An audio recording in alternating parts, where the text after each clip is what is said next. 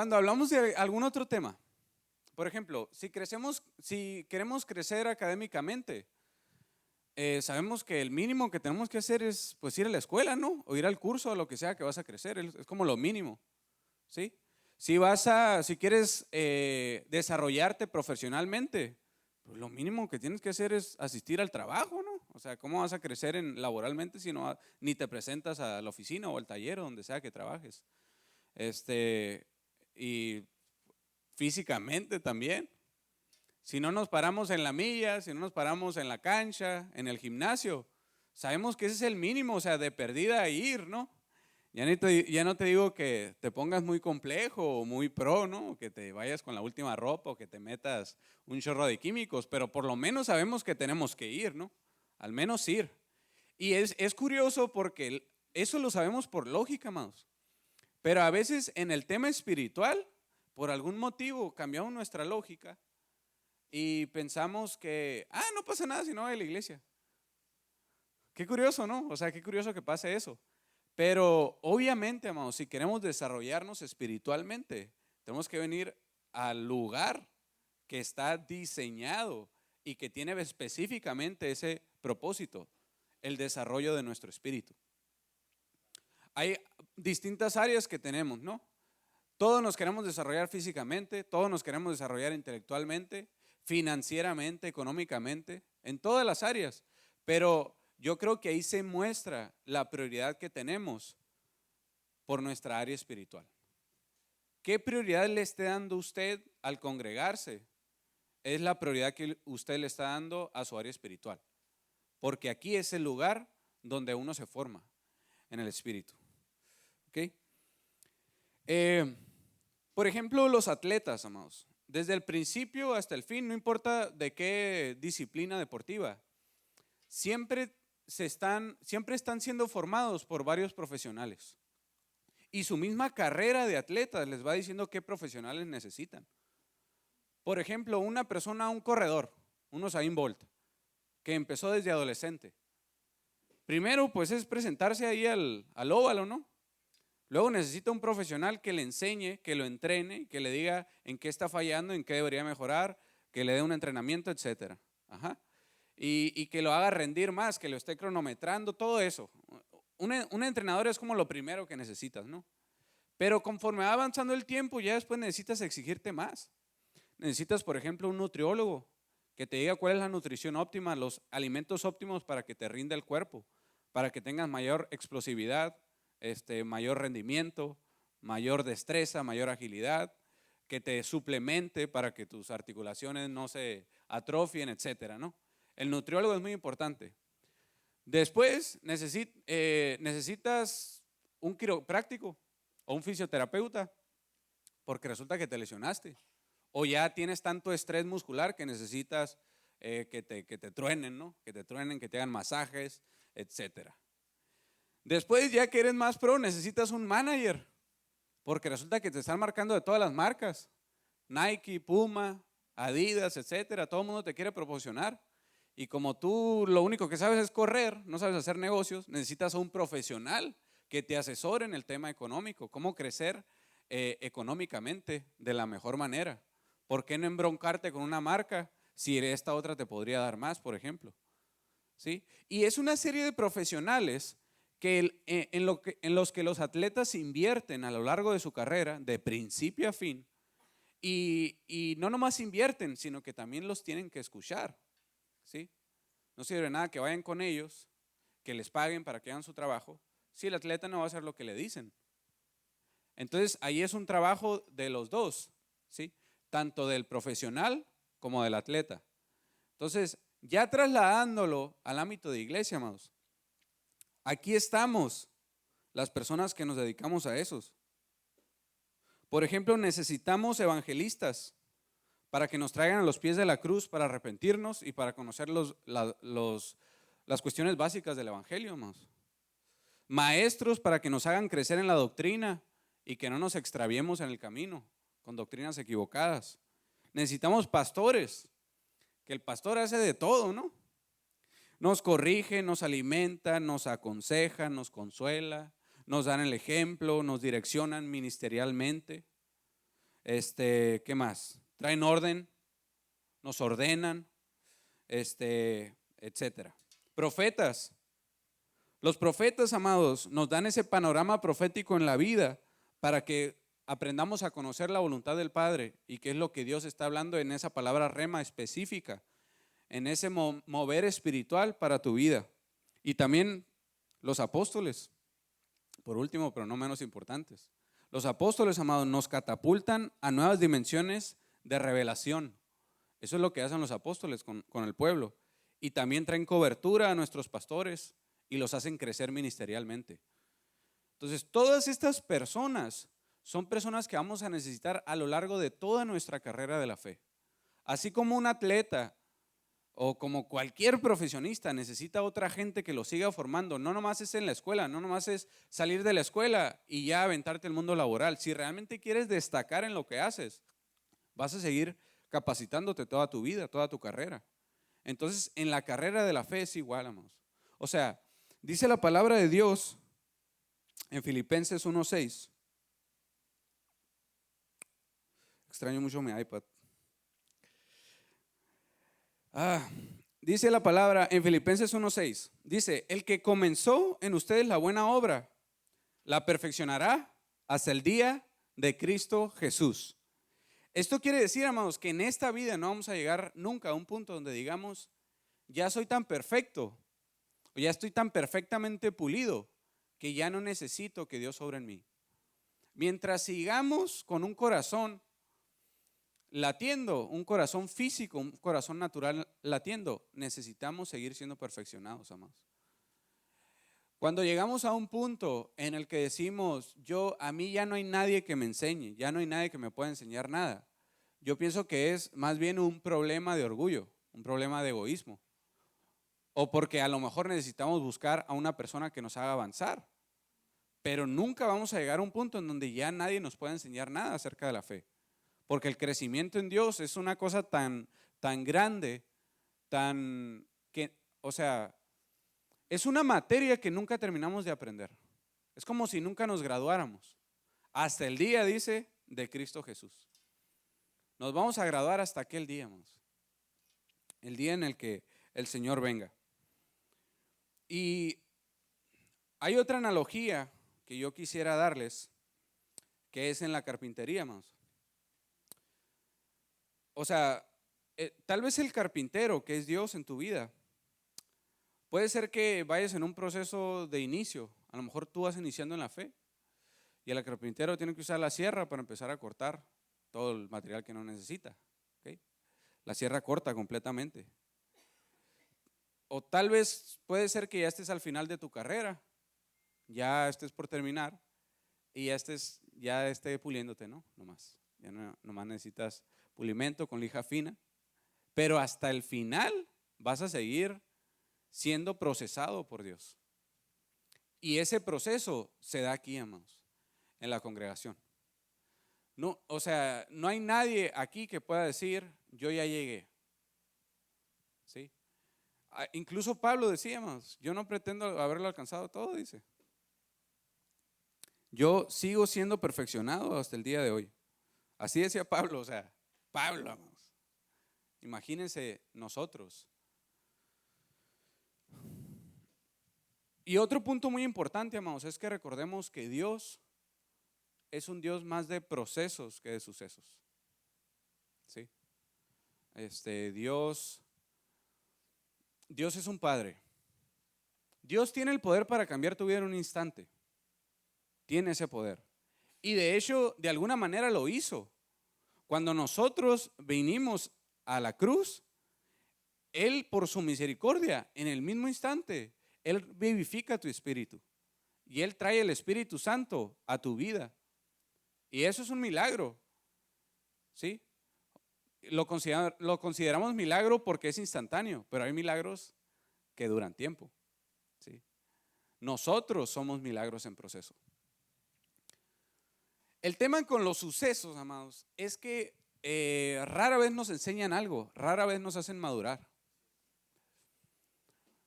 Pero un proceso es el que realmente te cambia. Ejemplo. Es muy diferente Es muy diferente.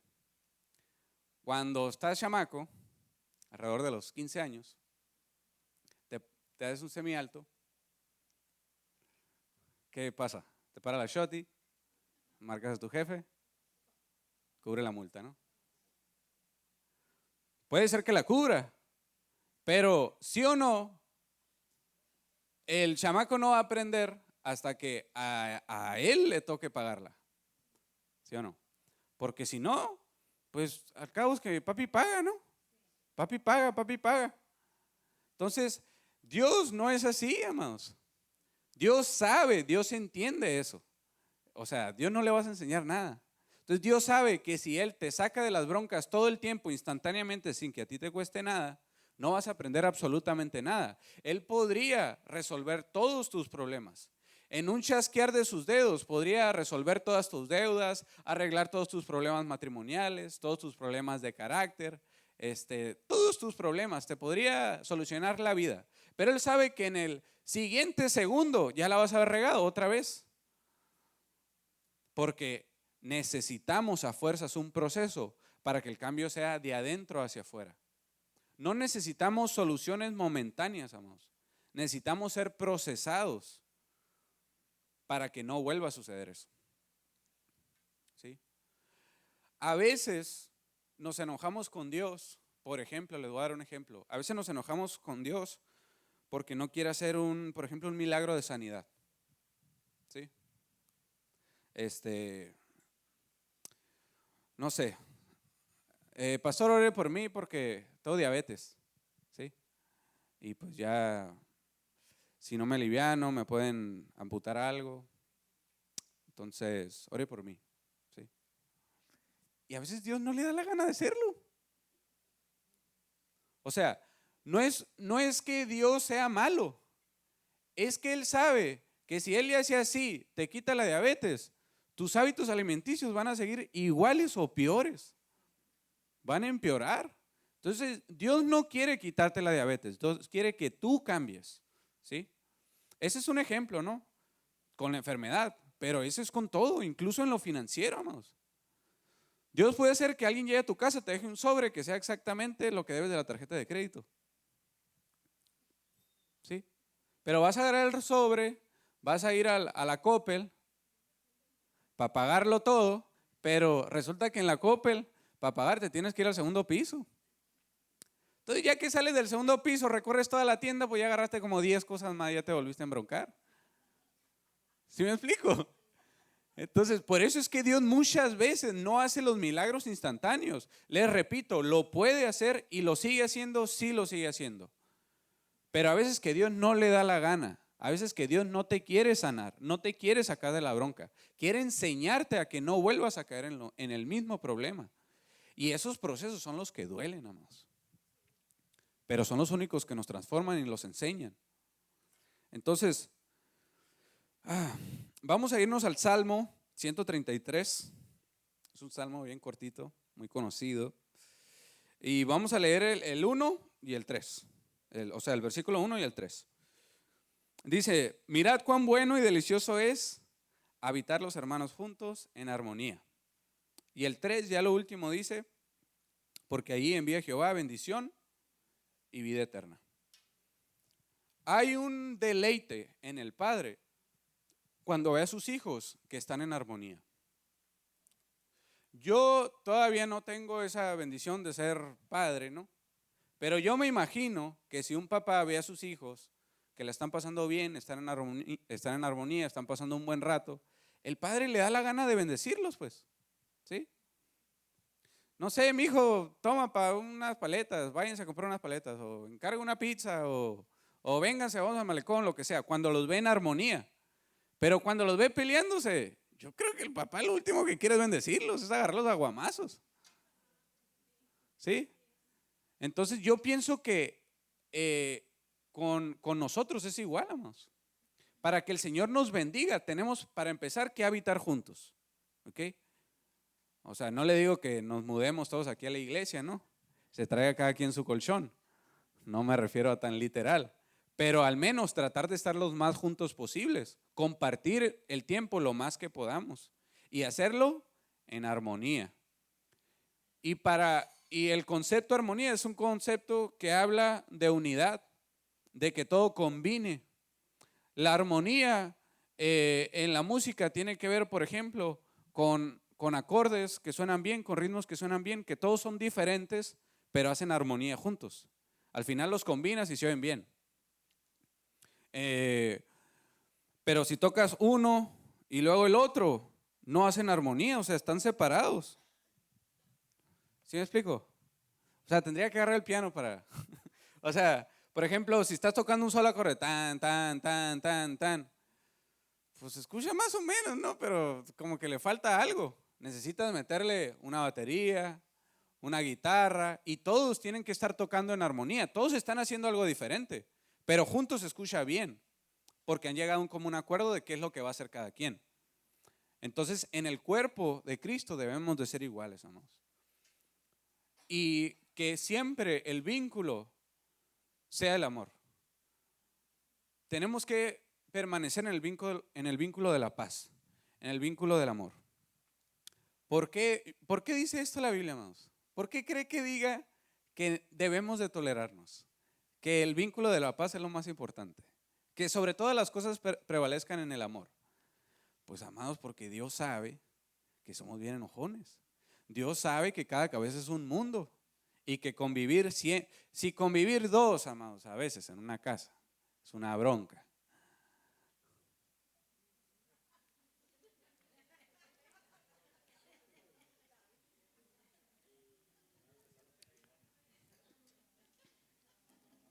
Dejaré que mi silencio hable por mí.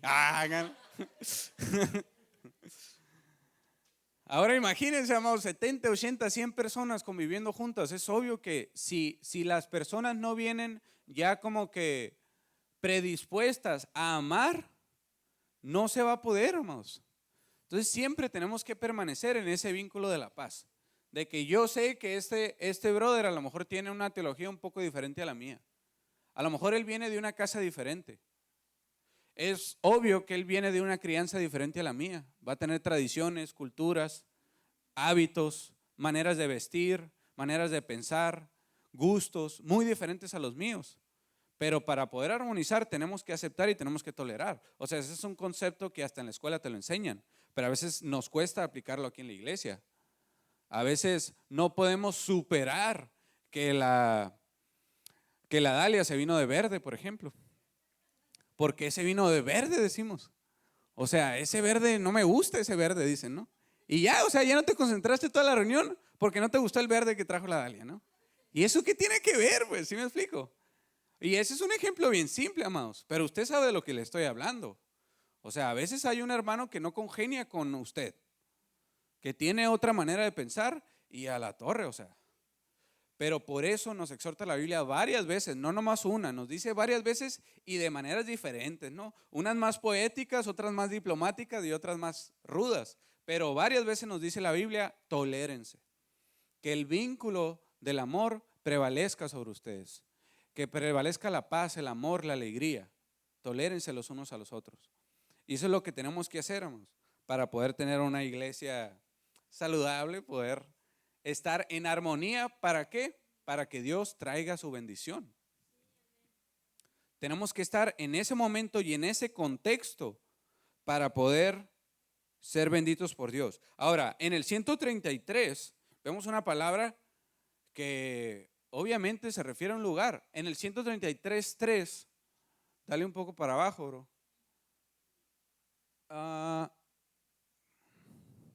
Dice allí, dice, porque allí envía. ¿Okay? La palabra allí, ¿de qué es? Del lugar, ¿no? Entonces tenemos que estar en ese lugar. ¿Dónde? Donde habitan los hermanos juntos en armonía. ¿Dónde habitamos juntos en armonía? Pues principalmente aquí, en el templo. Lo podemos hacer en una casa, en una célula, en una clase, en otras partes. Pero lo importante es que habitemos en armonía y que nos estemos congregando. Porque ¿cómo vas a armonizar con gente si estás tú solo? No hay armonía. O sea, estás tú solo, eres un acorde aislado ahí, eres un instrumento aislado.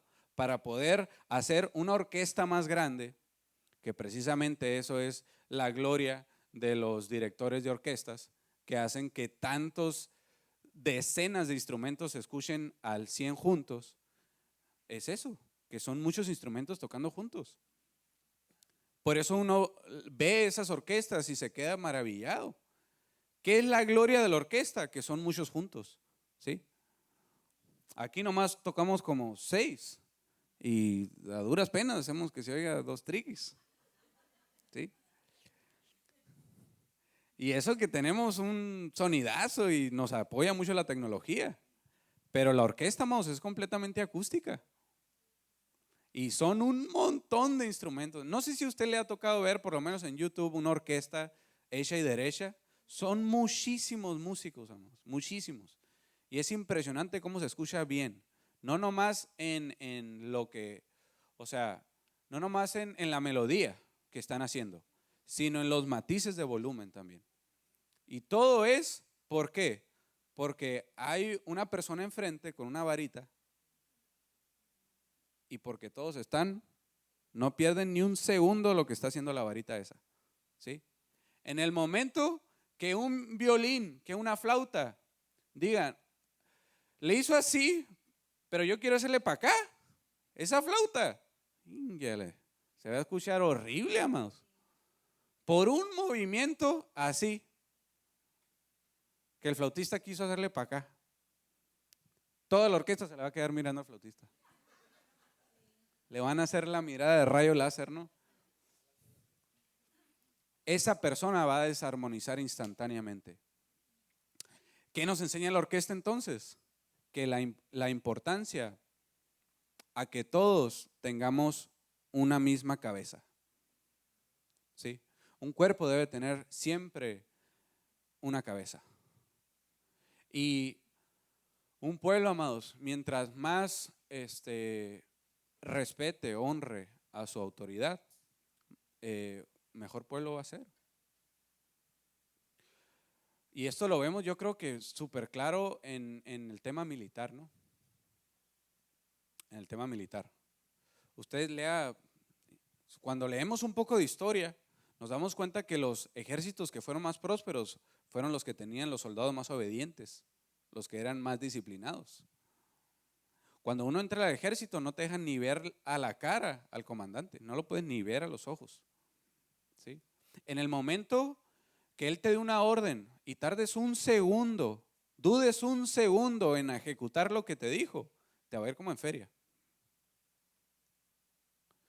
Entra el comandante, todo el mundo se tiene que parar inmediatamente, dejar de hacer lo que están haciendo, callarse la boca y saludar y permanecer quietos, a ver qué orden va a dar.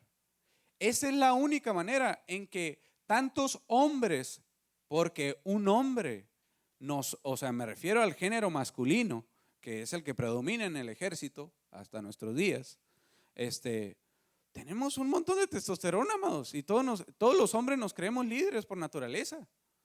Y eso no está mal. El problema es que tenemos que entender lo primero que te enseñan en el ejército, que es someterte a tu superior. Someterte a tu superior. A los demás, pues los tratan como quieren, ¿no? Que eso está mal. No deberíamos hacerlo así. Pero lo que sí tienen clarísimo es que en el momento que se te ocurra dudar siquiera de obedecer una orden, adiós. ¿Sí? ¿Por qué creen que sea eso? Yo pienso, amados, que porque en el campo de batalla un soldado puede estar, bueno, más bien, la vida de muchos soldados puede depender en un solo soldado, ¿sí? Y si no le enseñas en la práctica, cuando no están peleando, cuando están entrenando nomás, si no le enseñas a ese soldado en la práctica la importancia de la disciplina, pues cuando estén en plena batalla, que ahora sí sea de verdad, que al soldado se le ocurra decirte, no quiero, no se me antoja, o por qué, o sea, que dude, ¿por qué no hacemos esto mejor? En esa fracción de segundo ya te rafaguearon a toda tu cuadrilla, a todo tu ejército. Por eso, amados, somos soldados. Por eso hay esa analogía de que en la iglesia somos soldados de Dios. porque eso es súper importante, amados. No se trata de ser como gachos. No se trata de ser malos. No se trata de que queramos arruinarles la vida a la gente. No, es porque entendemos la gravedad de que si el cuerpo espiritual está fragmentado, no puede prosperar ningún cuerpo fragmentado, dividido. Todos deben de estar en un mismo sonsonete. Como cuando van los soldados marchando, ¿sí los han visto? Que van marchando juntos. Tras, tras, tras. Se tienen que escuchar todos los pasos al mismo tiempo. Y a veces hasta cantan para poder mantener el ritmo, para asegurarse de que ninguno esté pisando siquiera, o sea, dése cuenta de que del detalle, la atención al detalle, ni un solo paso puede ser diferente al del resto. Y si el comandante dice, acelérenme 2 pasos más por minuto, tienen que hacerlo pues. Y ahí todo el entrenamiento militar da vuelta en eso, en la importancia de la autoridad, de la diligencia. Vamos a hacer una diligencia a tal parte, bueno, ¿quién es mi comandante? ¿Quién es mi general? Y hay que someterse, amados. Y yo pienso que eso es lo que nos gusta, ¿no? De las películas de guerra, del ejército, ver a la torre, o sea, qué impresionante cómo conquistaron tal ciudad, ¿no? O cómo hicieron tal hazaña, o cómo defendieron cierto campo, por ejemplo. Y uno se da cuenta de que siempre hay un protagonista. ¿Quién es el protagonista? Pues el que tiene que darle las órdenes a los demás, pero el protagonista tiene un peso bien grande. Entonces, de igual manera, amados, aquí en la iglesia tenemos que entender esos principios. Tenemos que entender, número uno, a que tenemos que habitar en armonía todos juntos, todos en paz, y también tenemos que aprender el concepto de autoridad. Autoridad espiritual. Porque en el momento que la autoridad es transgredida, ya no hay nada que hacer, amados. Por eso, cuando uno está en una posición de autoridad, le da tanto temor que una persona se subleve, ¿sí? Porque son muchos. ¿Sí me explico? Bueno, voy a tratar de desarrollar un poco la idea. Supongamos que hay un reinado y el rey tiene mucha gente a su cargo, pero siempre hay rangos en una monarquía. Entonces supongamos que el príncipe, que es el que está súper cercano en rango al rey, si el príncipe se subleva, el príncipe, como tiene a varios a su mando abajo de él, puede hacer un motín con todos y quitarle el reinado así al rey. Eso fue lo que hizo Absalón y causó un desastre, amados, Absalón. Entonces, David, en este caso, por no ponerle un estate quieto a una cosa pequeña al príncipe, se le armó un genocidio ahí, amados. Muchas personas murieron por una atalaya que no dio la orden. Cuando venimos a la iglesia, uno se da cuenta, amados, mientras el Señor te va poniendo en posiciones de autoridad, la responsabilidad que tienes como atalaya, de ver una falta, que esa falta va a escalar, porque sabes que los demás la van a practicar, ¿sí? ¿Y qué va a pasar? Ya después tu autoridad no va a servir de nada, y no es que tú estés defendiendo tu autoridad, sino es que sabes que si no hay orden, todo se va a volver un caos, pues. Entonces, a veces esas cosas, viéndolo desde otra perspectiva, a lo mejor en el ejército, en la escuela o en otras partes, se nos hace muy claro, pero no nos damos cuenta que en la iglesia es exactamente igual. Es exactamente igual, es súper importante. Entonces, es importante que estemos habitando en unidad. Y dice también que allí envía Jehová bendición y vida eterna. Vamos a irnos a Mateo 18, 17 y vamos a leer hasta el 20, ¿ok? Mateo 18, 17 hasta el 20. Si no los oyere a ellos, dilo a la iglesia. Y si no oyere a la iglesia, tenle por gentil y publicano. Si les doy un poco más de contexto, esto habla de cuando un hermano te ofende, ¿no? De cuando un hermano está transgrediendo la ley. Entonces, ya cuando no quiere por las buenas, básicamente es lo que dice. Ya dice, si no los oyera a ellos, dilo ¿a quién? A la iglesia. O sea que la iglesia también es figura de gobierno, de, eh, ¿cómo se llama? De juzgado, de corte. ¿Ok? Y en el 18 dice, de cierto os digo que todo lo que atéis en la tierra será atado en el cielo, y todo lo que desatéis en la tierra será desatado en el cielo. Sí, o sea, continúa con el concepto de iglesia. O sea, seguimos hablando de iglesia. Quiere decir que la iglesia tiene ese poder de atar y desatar tanto en la tierra como en el cielo, pero en contexto de iglesia, hermanos. O sea, el cuerpo de Dios unido. Dios nos ha entregado esa posición de gobierno en la tierra. 19. Otra vez os digo que si dos de ustedes se pusieron de acuerdo en la tierra acerca de cualquier cosa que pidieren, les será hecho por mi Padre que está en los cielos. Y por último el 20. Porque donde están dos o tres congregados en mi nombre, ahí estoy yo en medio de ellos. La iglesia, amados, es el centro de gobierno del reino de Dios en el planeta. Es el centro de gobierno, es como el Pentágono, como el Capitolio para los Estados Unidos. Aquí es donde Dios pone a sus generales, a sus tesoreros, a sus secretarios. Aquí es donde Dios dice, estas personas son las que van a ir a impartir orden al resto de la humanidad. Desde aquí baja el gobierno del reino de los cielos, amados, de la iglesia. Pero es importante que estemos tan pegados a ella para conocer la voluntad de Dios. Leamos también Hebreos 10:25, que es un versículo que no podía ignorar para esta palabra. Hebreos 10:25. Dice así, y no dejemos de congregarnos, como lo hacen algunos. Estoy leyendo la NTV. Dice, y no dejemos de congregarnos, como lo hacen algunos, sino animémonos unos a otros, sobre todo ahora que el día de su regreso se acerca. Tenemos que animarnos, amados, y no dejar de congregarnos, como algunos tienen por costumbre.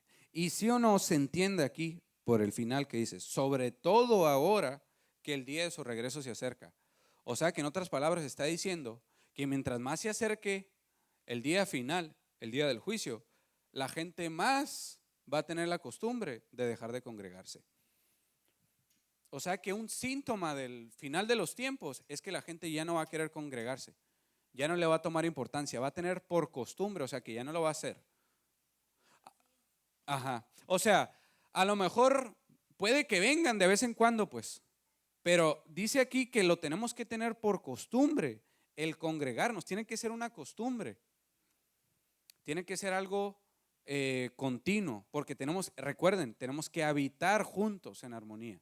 No se puede habitar con el cuerpo de Cristo si no nos estamos congregando, pues. No puede haber bendición, no puedes recibir la bendición del Padre si no estás habitando con tus hermanos en armonía. Aquí es donde habitamos, amados, en armonía. Ya ando terminando, amados, si gusta ponerse de pie.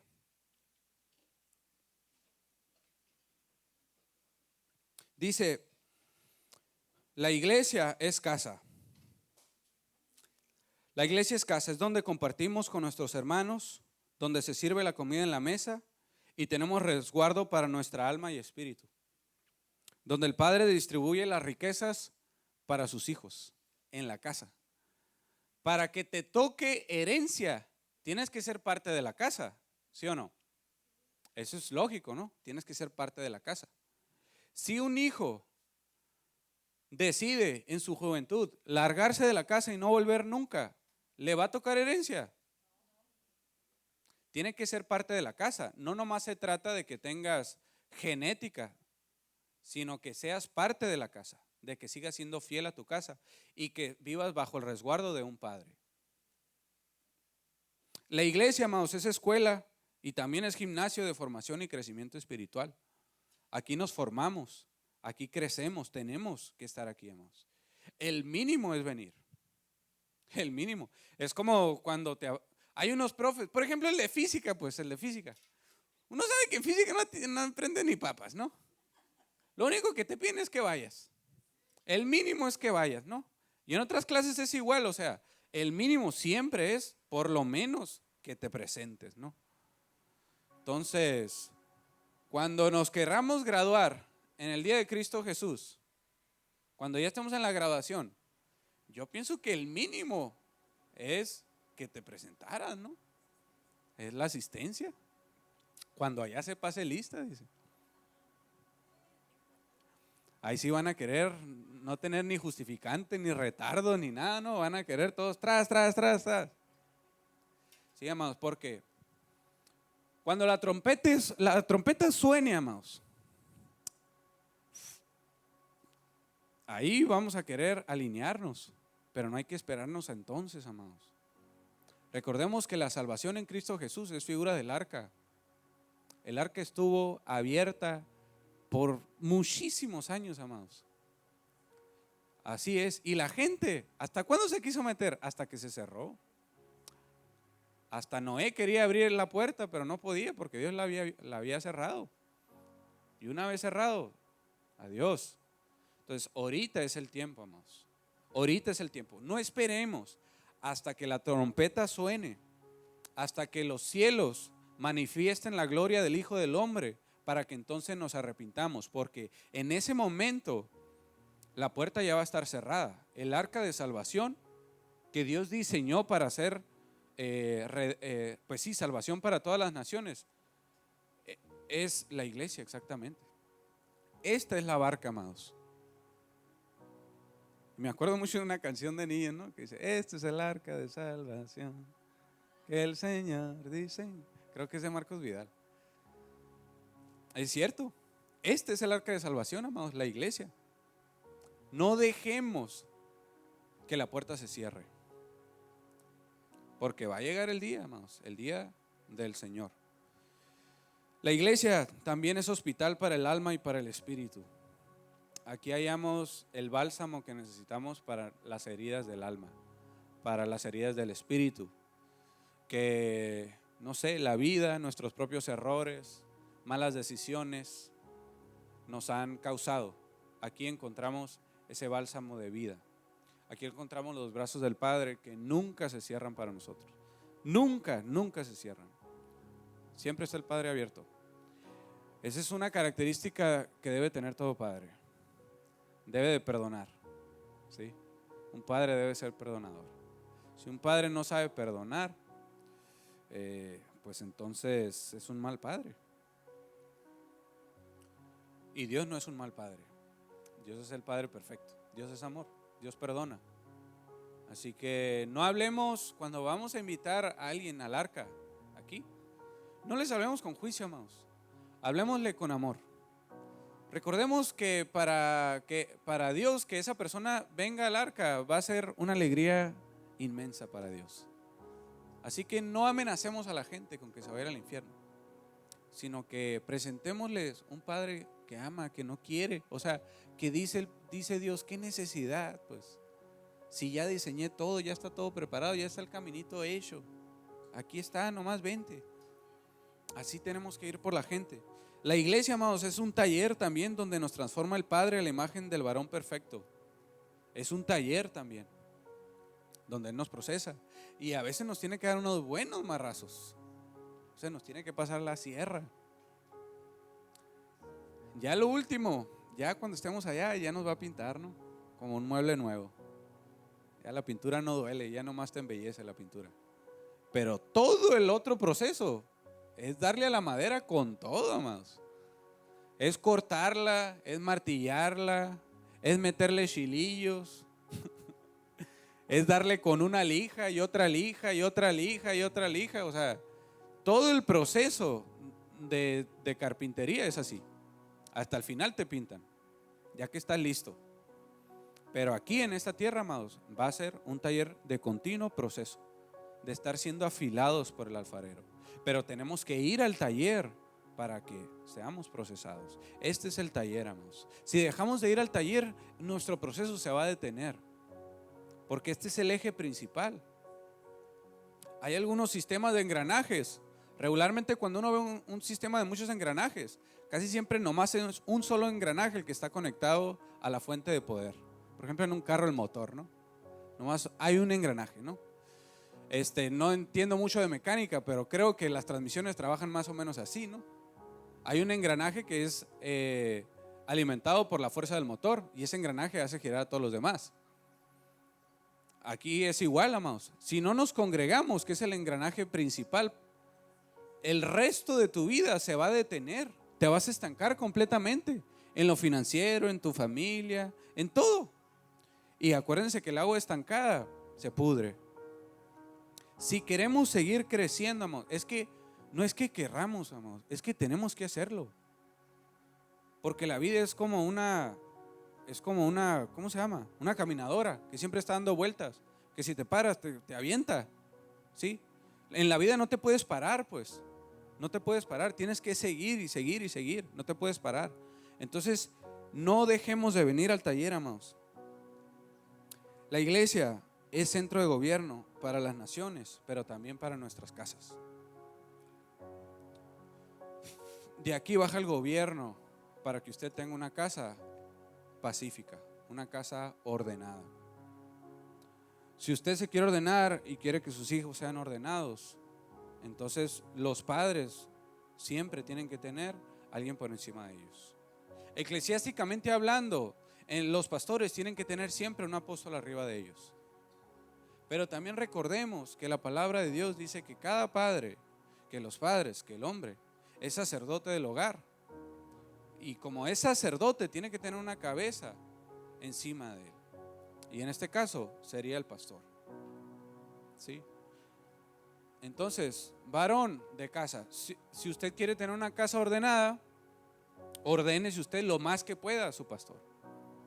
Mientras más fiel sea, mientras mejor soldado sea, mejor soldados va a criar usted también. A veces se nos olvida que para ser líderes primero tuvimos que haber sido buenas ovejas. Cuando una persona es buena oveja, amados, o sea, asciende posiciones de liderazgo en nada de tiempo, amados. Aquí en la iglesia se ve eso. Cuando una persona viene y rápido es una buena oveja, se somete rápido, entiende rápido, es procesada rápido, atiende consejo, lee sola la palabra, busca sola de Dios, a veces hasta en menos de un mes, amados, ya están liderando a alguien. Porque esa es la primera característica que Dios busca en nosotros: obediencia quiero y no sacrificio. Entonces vivamos en armonía y también vivamos sometidos en autoridad. Porque el ser sometidos, o sea, ¿cómo se llama? El aprender a ser inferiores nos va a hacer superiores. Acuérdense que estamos en el reino del revés, ¿no? El último siempre va a ser el primero. El que sea mejor siervo, Dios lo va a poner en mayor rango de autoridad. Entonces, oremos. Padre, gracias por esta palabra, gracias por la iglesia, Señor. Gracias por esto que tú diseñaste, esta arca de salvación para todos nosotros. Gracias porque nos amas, gracias porque tenemos un pastor, porque no estamos huérfanos del alma, Señor, sino que tenemos pastores que nos aman, nos cuidan, nos aconsejan. Ayúdanos a ser buenas ovejas, Señor. No queremos ser cabras, no queremos ser chivas, no queremos ser personas, ovejas negras que siempre quieran correr para donde quieran, sino que enséñanos, Padre, a ser obedientes a nuestras autoridades, Dios. Sabemos, Señor, que no podemos crecer si primero no nos sometemos, Señor. Ayúdanos a que no nos ganen el orgullo, que no nos gane la rebeldía, que no nos creamos más de lo que somos, que no tengamos un concepto más alto de nosotros mismos que el que debemos de tener, Señor. Ayúdanos a ubicarnos en rangos de autoridad, Señor, y también ayúdanos a tolerar y sobre todo amar a todos nuestros hermanos. Que podamos vivir en armonía, Señor, que aprendamos a aceptar nuestras diferencias, que si algún hermano ha pecado podamos a procesarlo, Señor, bíblicamente, Señor. no hacerlo en odio, no hacerlo para acabar con la persona, para apagar el pábilo que aún humea, Señor, sino enséñanos a tratar todas nuestras dificultades en el vínculo de la paz, en el vínculo del amor.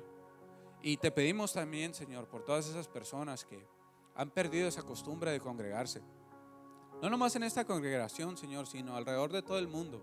Te pedimos por nuestros hermanos en la fe, en todo el mundo, Señor, que han perdido ese primer amor, esa pasión, ese gusto, esa costumbre por congregarse, Dios. Perdónanos, Padre, perdónanos, porque sabemos que somos un cuerpo, un pueblo difícil, Señor, que muchas veces hacemos lo que queremos, Dios, pero no queremos ser rebeldes, queremos ser buenos, queremos ser sumisos a ti, Señor, a nuestros pastores también, Dios.